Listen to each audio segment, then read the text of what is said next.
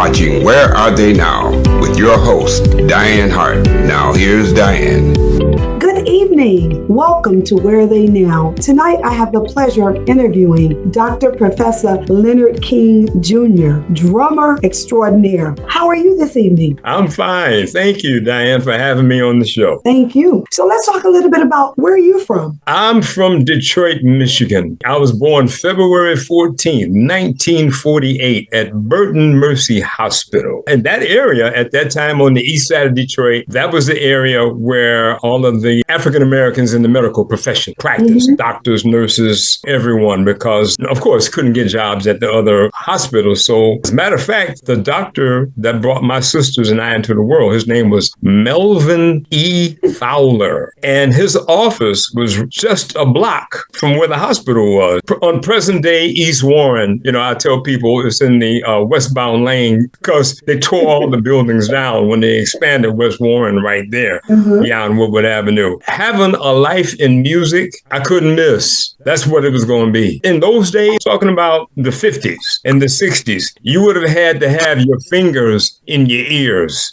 not to be exposed to this music, that was going on all throughout the African American community. The spirit of that music captivated me, among others. I knew how it made me feel, right? Right. When I saw how it also made other people feel in different social gatherings, and when I say social gathering, it could be the living room of your home or the basement or another hall or a larger event. To see people react to those sounds, vibrations, like, oh, no, that's my life. That's what I'm going to do. Okay. What school did you attend? I attended Francis G. Boynton Elementary School, which was located on South 4th Street at Visger Road in Downriver, Southwest Detroit. The area of Detroit that I grew up in was called the Tri-City area because that's where Detroit, Michigan, Ecorse, Michigan, and River Rouge, Michigan all converged right there at Visger Road. Let me just say this real quick, because I've heard a lot of interviews with a lot of different musicians. And of course, they acknowledge the places that they performed. And they say, well, I was gigging here and I was performing there and so heard me. Especially back then, when somebody says, I got a gig. No, you don't have a gig just because you got a gig. Somebody hires you, that means that they acknowledge you for who you are and the services that you're going to give through music. It could be any business, How old were you when you got started in the industry? It's a baby, it appears from your bio.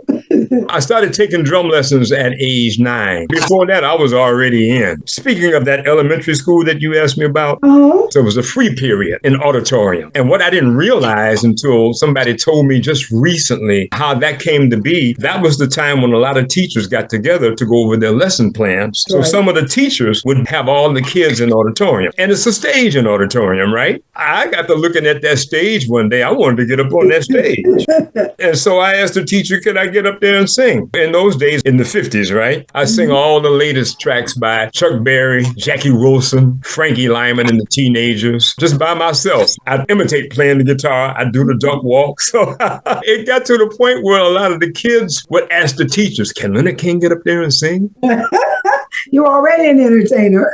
Yeah, I was already in. And the drum lessons came shortly after that. In 1957, I took lessons at Grinnell Brothers Studios because they had several. The one that I went to was in Lincoln Park, Michigan, which was also downriver. It was easy enough to get to. Sometimes if my father didn't feel like driving me, especially when the weather was warm, he said, all right, you get on your bike and go to your lesson. That was a big thrill for me. At age 9 to taking drum lessons and dealing with the rudiments. And I had a really, really good teacher who wouldn't let me BS. Oh, that's right. Because one time I didn't study. I'm listening to the records, so I want to do what I'm hearing on the records. So I didn't study the lesson. So I got to the lesson and he said, did you do your lesson? And I said, yes, sir. He said, okay, play. And I'm bloop, blop, bloop, bloop, blop, bloop, any old thing, right? He said, stop. I thought you said you practiced. I said, I did. He said, okay, go home and don't come back till you practice. That was way too much for my little fragile ego. I went home and practiced that lesson and 2 other lessons because I wanted him to know that I was serious. Right. So let's talk a little bit about who are some of your influences as you began to grow. And I would like to know really is, when did you really get started performing for audiences and how did you get to that point?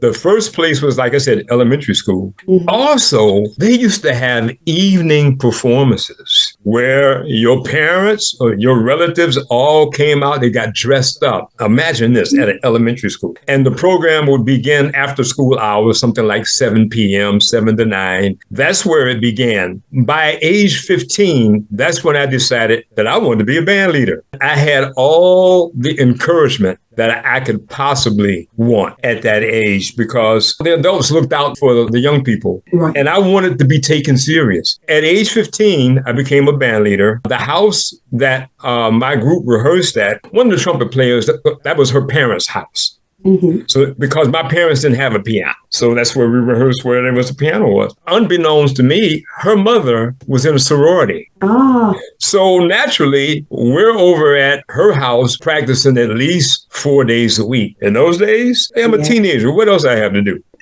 So she's listening to us mature. And then she came to me one day. She said, you know, I have a job for you, a gig. She told us where it was. She got permission from all of our parents, right, to let them know that this was a special event that her sorority wanted us to play for. At that age, being in music was serious fun. I couldn't articulate it like that back then, but I knew. Right. We were hired to play. We did well enough where other people started requesting our services. Making money. I was just going to mention that. My father, L.C. King, his actual name was L.C. He was from Ellerville, Georgia. But when he got drafted during World War II, they told him, they said, well, you can't be in here with those initials. You have to give those initials names. So that's how he became Leonard Clyde King. My father told me, was always giving me pointers about how to deal with the public, how to deal with contracts. He told me, he said, look, if the engagement is from 9 p.m. to 2 a.m., which was common back then, he said, you fill out the contract. He said, in the first place, you get half in advance. He said, you take your break at midnight. Then you go collect the rest of the money. He said, now, if they act funny with the money, like they don't have it, he said, well, then you say, okay, fine, we go. Just like that. I only had problems maybe once or twice with someone saying, well, you know, I don't really have the money. I said, okay, no problem. We go. Right. One time, though, I'm a teenage band leader. Two of the teenagers are my brothers. So, you know, I got to deal with sibling stuff to be able to do what I have to do to get their respect. Because the other kids in the neighborhood, they're looking at us. You know, they're looking at the King brothers to see which way the wind is blowing. So on one gig, I dropped the ball when it came time to collect the money because I'm listening to these other teenagers. And you ain't no older than me. You can't tell me what to do. You know, and I let it get to me. My father came there to pick us up because I didn't have my driver's license then. And he said, did you get the money? I started, well, he said, no, did you get the money? I just didn't have an answer. He said, why didn't you get the money? And I gave this lame excuse about, well, you know, the guys in the band were saying this and that and this. And that look that my father would give me. First, he stared at me, and then he did this. No, that ain't it. So he said, well, who is the guy? So I pointed to the guy. So he went and got the money, but he came back and gave it to me. He didn't give it to the other guys, right? But he looked at me and he told me, he said, now look, when you show up, you take care of business. Do you hear me? He said, I bailed you out this time, but I'm not bailing you out again. And this is your last bailout. That's right. He didn't have to worry about me ever dropping the ball across the board, especially when it came time for payment. I know that's right. Well, we're going to take a break. When we come back, I'm going to ask you a little bit about this song. Okay. Happiness on the Other Side of 8 Mile Road.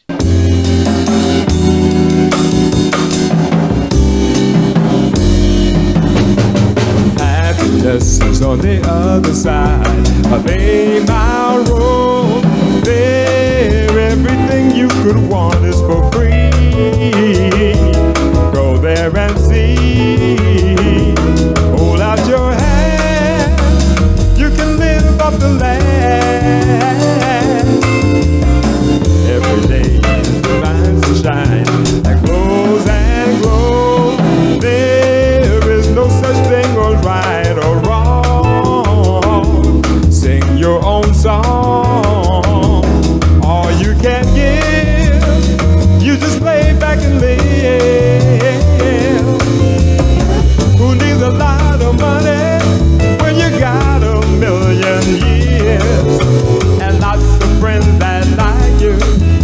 there ain't no time for tears.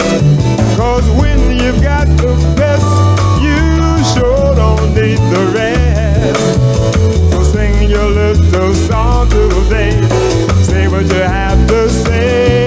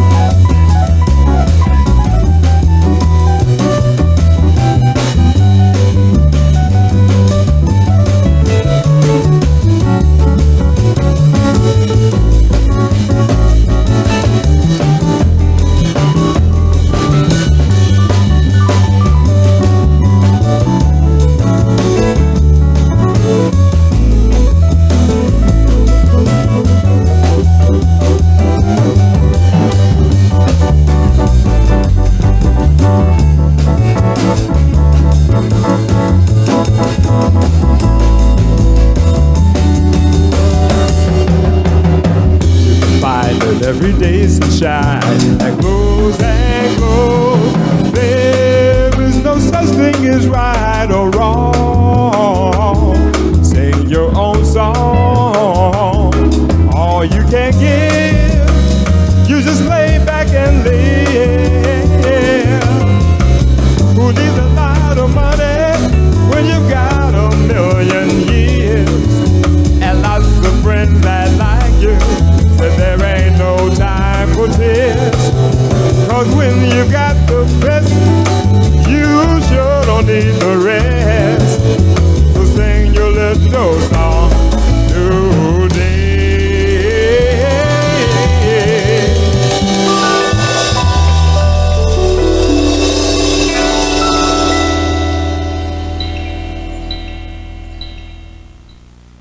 Welcome back to Where Are They Now? I'm your host, Dianne Hart, and my special guest is Dr. Professor Leonard King Jr. What a bad jam that is. Tell me a little bit about what inspired that song. In Detroit, Michigan, like a lot of cities, there's always what I call the line of demarcation, in which this side of the line is supposed to be the best, and that side of the line is supposed to be the worst. Sometimes the line of demarcation in some cities has been defined by railroad tracks. True. In Detroit, like 8 Mile Road was one of those lines. I wrote that in the 1970s because I decided I'm going to mess people up. And I came up with this, happiness is on the other side of 8 Mile Road. And I wanted the song to sound as tropical as I could make it, like paradise. So when people ask me, what side are you talking about? And I go, yeah, you tell me.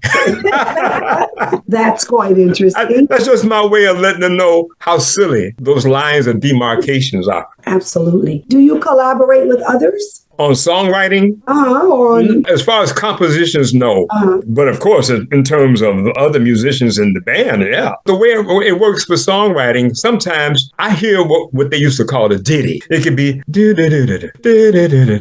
now it's starting to nag me because I'm going, it's like, okay, I need to do something with that. Right. And so I'll sit down at the piano, even though I don't play piano, I still use it as a medium to compose. slowly, of course, but I always manage to get what I want. I'm always managed to be pleased with the end result. Right. And then when I hear the musicians play it, there's one thing to write it down on paper. And then when you hear it come back at you, it's like, whoa. It's always a joy to hear my music coming back at me. Sure. Do you write for others? Not in general. There have been some people like guitarist, vocalist Johnny Bassett, when he was with us, who would call me up and say, hey, Leonard, I need another one. So sometimes I would write a couple of things specifically for him. So let me ask you this. Do you have any new music coming out? I issued 5 CDs this year. Oh. That's another thing that started with me as a child. At age 15, my father brought a tape recorder home and he had it up under the Christmas tree. And it wasn't earmarked for anybody in particular. I just took over. I used to take that tape recorder everywhere. And we did it to hear how we sounded, just so we could make improvements. Of course, that planted the seed. I got used to hearing myself on recordings. Right. So even later in life, when I started paying for studio time, a lot of times with the tape recorder, I record myself. I had an empty bedroom in a house I lived in one time, and I soundproofed it and everything. I had a nice reel-to-reel tape recorder back then and mixer. I've always recorded myself from the mid-60s on up to now. Okay. So we're going to take a break and we're going to hear another song, and it's called Surprised I Know. We'll be right back. New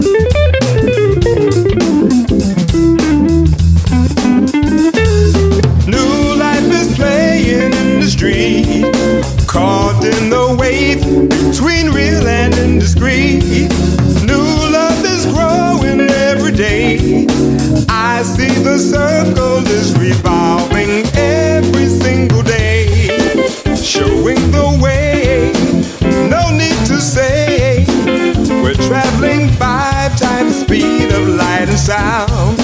See you around, uptown, downtown. I'll meet you at the bottom line in just a time. Surprised I know what's on your mind.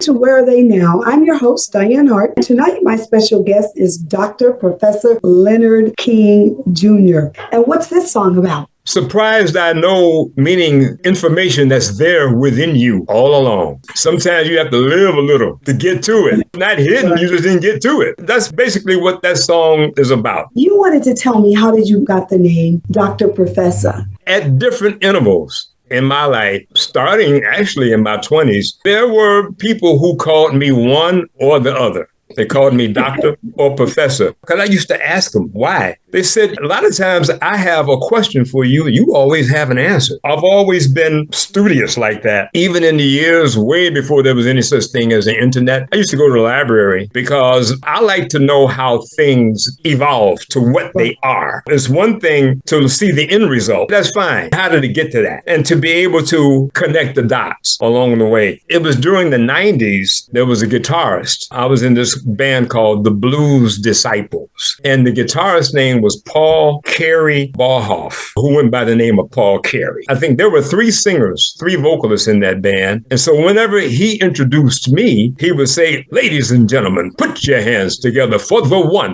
the only Dr. Professor Leonard King."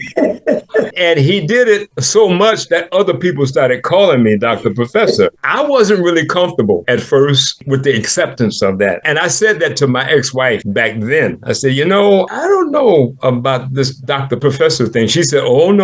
You are Dr. Professor. And I'm going to tell you why." I said, "Huh?" She said, "If somebody asks you a question about something that happened in 1965, you'll answer it. You'll take them all the way back to 1576 and you'll connect all of the dots leading up to 1965, whereas most people will just answer the question like in 5 or 10 minutes. A half hour later, you still standing there talking and the people are still standing there listening to you. So you are Dr. Professor." I said, "Oh." What she said was exactly who you were.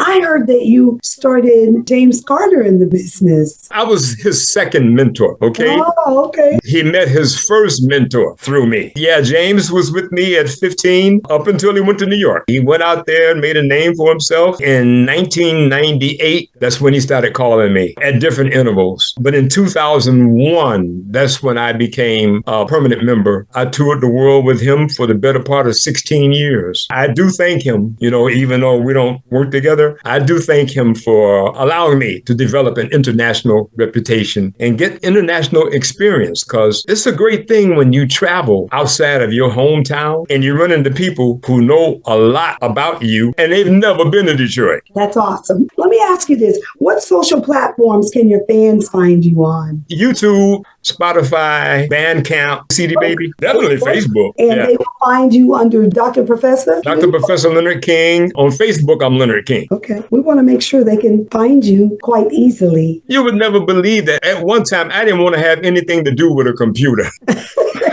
I went back to school in 2000. I took time off in 1974 because I knew what I wanted to do in life. And being in school at that time wasn't getting me in the direction where I wanted to go. So I thought, okay, I'll pick back up on this later on. When I got back up on it, the internet had become a reality. I got accepted at Union Institute. The chapter that I studied under was in Cincinnati, Ohio. I was in a program of what they call distance learning online. Just because you're taking your courses online, you can't be BS. And it worked out because, I was touring. So I wasn't able to sit into a brick and mortar classroom. So I would take my assignments on the road with me. That's how I became adept at using the computer, because that was the only way I could go to school as a distance learner. What kind of advice would you give to up-and-coming individuals that want to be just like the Dr. Professor? Here's some of the best advice I could give. Number one, pay attention to everything and stop staring at your cell phone for a while in order to do that, because I don't come from that era. People gazing into the cell phone. I do believe we are starting to lose that mother wit, that peripheral vision, because we're so glued in one direction. For young people starting out in music, I tell them, take business courses along with music. You can't do like I did when I first started out. I can't do it like when I first started out. That's why I started my own production company. I'm giving my own events. So I tell them, take music, fine. Start being business minded. Go down to your local city hall and register as a business. You also determine what the goals of the business are. And at the core of that should be employment, not just for you, but for others. We're in an era now where we just can't be focused on music alone. And I think that musicians who are more business-minded, who are able to deal with contracts, who are able to speak the language of business will fare a lot better. So that's my advice. That's very good advice. Yeah. So I thank you for that. I have one last question I'd like to ask you about. Are you promoting any shows right now? You have any shows coming up? I decided several years ago that I needed to get into a rental situation to be able to pay for the venue in order to be able to control the outcome. My production company is called Lyman Woodard Organization for the Arts, named after the organist pianist Lyman Woodard. There was one group of mine that's called Proportional Orchestra, 4 upright bass players, guitar, and myself. Totally unique. And we're going to play the music of Howlin' Wolf, Booker T and the MGs, Honky Tonk, Bill Doggett. I haven't played Honky Tonk in years. So I decided that I wanted to do that Dr. Professor's Electric Jam. You will definitely jam, I'm sure. I look forward to being in Detroit sometime in the near future and getting an opportunity to be at one of your shows. I'll be reaching out to you to find out when I'm there doing in Detroit. I want to thank you for allowing me this opportunity to interview you, Dr. Professor Leonard King Jr. It has been a pure pleasure having you on the show tonight. You can watch me on Wednesday night in Tampa Bay on the Lit TV network. I have a show. It's called The Opening Statement. It airs every Wednesday night at 7 o'clock here in the Tampa Bay area, where I will eventually have you on my Tampa show as well. Every Thursday night, I am on Detroit Hot TV, Facebook, Thursday nights at 7:30. You can go out to YouTube, like and subscribe to some of the shows I've already done. Hit the bell, and every time I put up a new video, you'll be able to see it. Thank you so much. Thank you, Dianne. Bye-bye. You're welcome. Bye-bye.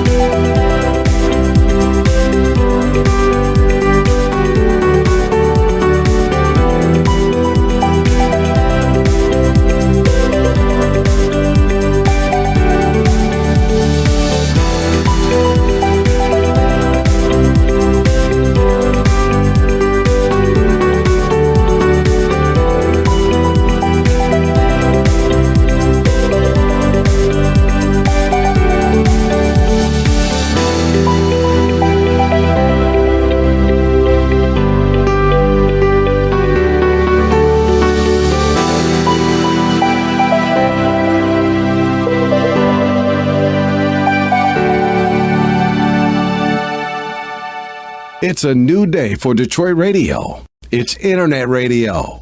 Make sure you're streaming in your car. Terrestrial radio can't do what we do because we are setting a new standard in Detroit. The best Detroit artists are here, along with all your national favorites. The most music 24/7 by all your local favorites, like Anita Baker, Michael Henderson,